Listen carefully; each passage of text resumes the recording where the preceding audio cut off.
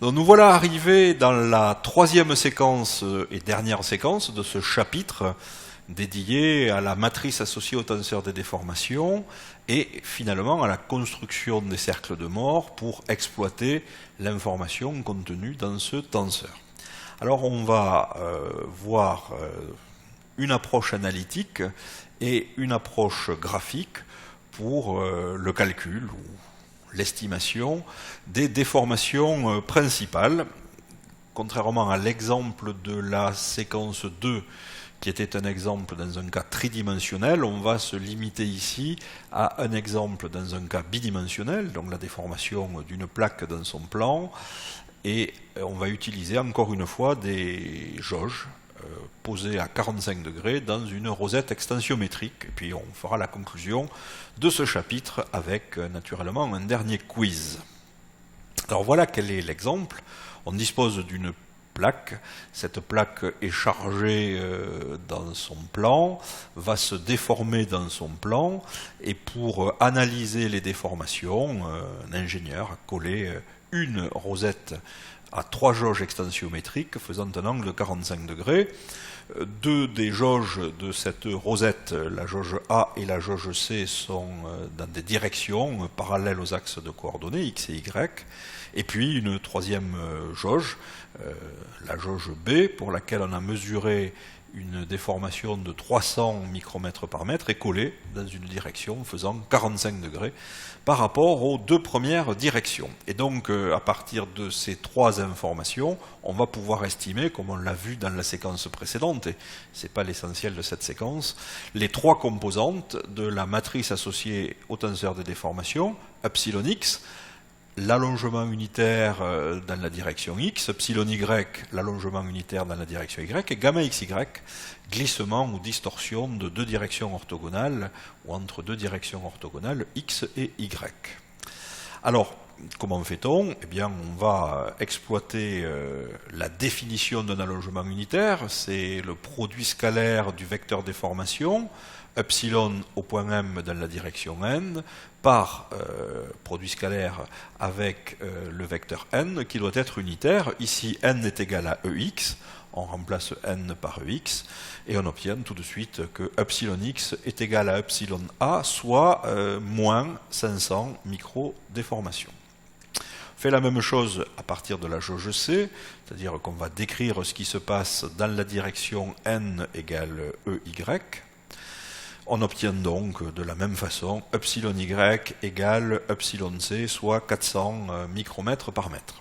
Et enfin, on va établir ce qui se passe dans la direction de la jauge B. C'est une direction qui fait un angle de 45 degrés par rapport à l'axe x et à l'axe y. Donc la normale unitaire, enfin le vecteur unitaire qui traduit cette direction, c'est racine de 2 sur 2 ex plus racine de 2 sur 2 ey. Et donc, en utilisant encore une fois la définition de l'allongement unitaire, on fait le produit du vecteur déformation, racine de 2 sur 2 epsilon x plus racine de 2 sur 2 gamma xy pour la première composante, racine de 2 sur 2 gamma xy plus racine de 2 sur 2 epsilon y pour la seconde composante. On fait le produit scalaire de ce vecteur avec le vecteur n unitaire et on obtient epsilon b. On obtient linéairement ensuite la valeur de gamma xy comme étant epsilon b moins 1,5 de epsilon x plus epsilon y. Et donc dans cet exemple, contrairement au précédent, eh bien, on a une variation d'angle puisque le coefficient appelé glissement ou distorsion, gamma xy n'est pas nul et il vaut ici 250 micromètres par mètre. Donc voilà sans surprise l'exploitation des valeurs fournies par les jauges pour construire la matrice associée au tenseur des déformations. Alors la figure que l'on voit en haut à gauche, c'est ce qu'on appelle une représentation polaire. C'est-à-dire qu'en fonction de l'angle, matérialisé ici par θ, eh bien on va regarder comment varie l'allongement unitaire dans la direction portée par θ, comment varie la distorsion et comment varie le module du vecteur déformation. Et donc on va utiliser cette approche pour trouver les déformations principales pour trouver le glissement maximal. Et on va le faire de deux façons. D'une part, par une manière analytique, c'est-à-dire peut-on transformer les valeurs epsilon A, epsilon B, epsilon C directement, à partir d'une formule, directement en déformation principale. Et ensuite, deuxième partie, on verra comment une construction graphique, l'approche graphique de Moore, va nous redonner cette information. Alors, pour trouver les formules, pour démontrer les formules de l'approche analytique, c'est ce que nous allons faire. On va supposer que le problème est résolu. Et donc, dans le plan de Moore, nous disposons de 3 points, A indice A, A indice B et grand A indice C. Ces 3 points traduisent l'extrémité du vecteur déformation donné dans des directions portées par les jauges A, B, C. Les jauges A et C sont dans des directions orthogonales, et ces jauges étant dans des directions orthogonales, propriétés du plan de Moore, vont donner lieu à 2 points, grand A indice A et grand A indice C, qui vont être diamétralement opposés. Et comme la jauge B fait un angle de 45 degrés par rapport aux jauges A et C, le point A indice B va se situer sur le cercle de Moore dans une direction perpendiculaire au diamètre. Donc les points A indice A et A indice C sont diamétralement opposés. Le centre du cercle de Moore, c'est le milieu des deux abscisses de ces 2 points, donc c'est epsilon A plus epsilon C sur 2, donc on peut positionner le centre du cercle de Moore à moins 50 microns si on fait une application numérique. Et le point A indice B, comme je vous disais, en raison de jauges faisant un angle de 45 degrés entre elles, va être situé sur le cercle de Moore, sur une direction perpendiculaire au premier diamètre et passant par le centre du cercle. Donc si on représente ce qui se passe, on peut positionner au hasard A indice A et A indice C, sur le cercle de Moore. Ces points, la seule chose qu'on sait, c'est qu'ils ont pour abscisse epsilon A et epsilon C. On rappelle que epsilon A, c'est l'allongement unitaire dans la direction A, et epsilon C, c'est l'allongement unitaire dans la direction C. Donc c'est la composante horizontale, la composante suivant n du vecteur déformation donné par la jauge A. On peut donc calculer le centre. Puisque ces points sont diamétralement opposés, le centre n'est autre que le milieu, donc la moitié de epsilon A plus epsilon C. Et enfin, comme on vient de le dire, on va prendre une direction perpendiculaire à ce premier diamètre, et sur cette direction perpendiculaire, on va porter le point A indice B. Ce point A indice B, aura pour abscisse epsilon B. Epsilon B, c'est encore l'allongement unitaire fourni par la jauge. Donc finalement, à partir de epsilon A, epsilon B, epsilon C, on va pouvoir construire cette figure. Alors, pour construire complètement cette figure, si on peut positionner le centre du cercle facilement, et si on peut positionner epsilon B facilement, pour parfaire la figure, il va falloir connaître le rayon du cercle. On connaît son centre, mais on ne connaît pas le rayon. Et pour calculer le rayon, on va faire appel, le rayon R, on va faire appel à 2 triangles semblables, le triangle rouge et le triangle orange. Dans le triangle orange, on va utiliser la relation de Pythagore pour dire que le carré de l'hypoténuse, donc le carré du rayon, est égal à la somme des carrés des côtés de l'angle droit. Le petit côté, c'est la distance verticale entre le point grand A indice B et l'axe horizontal. Et comment on va la trouver, cette distance verticale? Tout simplement en utilisant la propriété des triangles semblables, on va trouver cette distance à partir du petit côté du triangle rouge, c'est-à-dire la distance entre le point C et epsilon C. On rappelle que C, c'est 1/2 de epsilon A plus epsilon C. Pour le triangle orange, le grand côté de l'angle droit, c'est plus facile à faire. C'est la distance entre le point epsilon B, ou la valeur epsilon B, et l'ordonnée du point C. 1/2 de epsilon A plus epsilon C. Donc c'est ce qui est rappelé sur cette formule. Le carré du rayon, c'est la distance au carré CAB. c'est donc le grand côté de l'angle droit, epsilon b moins la distance entre le point O et le point C au carré, plus le petit côté de l'angle droit, et ce petit côté de l'angle droit, en vertu des triangles semblables, c'est epsilon c moins la distance entre O et C au carré. Et donc on va développer cette formule en remplaçant OC par sa valeur, 1/2 de epsilon A plus epsilon C, dans le transparent suivant, et on va donc obtenir l'expression analytique du rayon. Voilà. Alors, développons. On a deux identités remarquables. Epsilon B moins epsilon C au carré, ben, ça va donner lieu à epsilon B au carré moins le double produit. Epsilon B fois OC plus le carré du dernier terme, OC au carré. Même raisonnement pour la seconde parenthèse, ou seconde identité remarquable. Ensuite, on va regrouper les termes, on va isoler les termes qui ne dépendent pas de OC, puis on va laisser les termes qui dépendent de OC à droite de cette égalité, pour pouvoir maintenant remplacer OC par sa valeur, c'est-à-dire 1/2 de epsilon A plus epsilon C. Donc voilà ce que l'on obtient. On va développer pour naturellement procéder à quelques simplifications, et donc le carré du rayon du cercle de Moore est une fonction de epsilon A, epsilon B, epsilon C. Il suffit d'en prendre sa racine carrée pour obtenir la valeur du rayon, et ici, tout calcul fait, eh bien, on obtient 574,78 micromètres par mètre.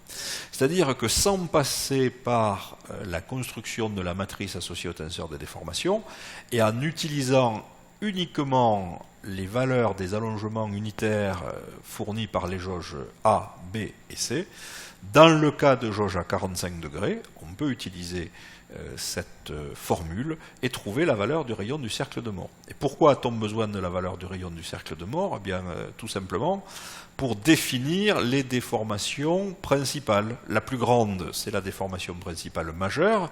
Elle est égale à quoi? Elle est égale à la valeur ou l'abscisse du centre du cercle, plus le rayon du cercle. C'est ce que j'ai noté, epsilon grand 1 en chiffre romain. Que vaut la valeur de la déformation principale mineure? Eh bien, c'est la valeur de l'abscisse du centre du cercle moins la valeur du rayon. Donc voilà les formules analytiques. Pour la déformation principale majeure, 1/2 de epsilon A plus epsilon C, c'est la position du centre du cercle de Moore, plus la valeur du rayon, qu'on ne recommentera pas. Et la déformation principale mineure, c'est la valeur de l'abscisse du centre du cercle de Moore, moins la valeur du rayon. Et donc tout calcul fait, on obtient deux valeurs pour les directions principales majeures et mineures, qui sont reproduites à l'écran à 464 micromètres par mètre et moins 564 micromètres par mètre. Voilà. Donc l'approche analytique va nous permettre de trouver directement à partir des valeurs fournies par les jauges extensiométriques les valeurs des déformations principales. On vous rappelle que les déformations principales ont lieu, du moins c'est ce que l'on observe, dans les directions principales. Les directions principales sont caractérisées par un terme gamma qui est égal à 0.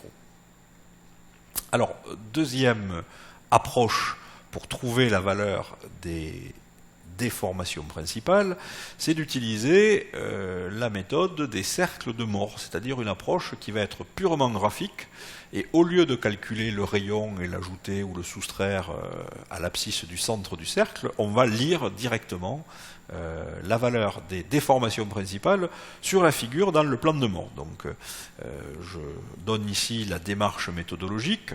On va positionner sur l'axe horizontal les valeurs de epsilon A, epsilon B et epsilon C, puis le centre C, puisque on sait que le centre C a une abscisse égale à 1/2 de epsilon A plus epsilon C.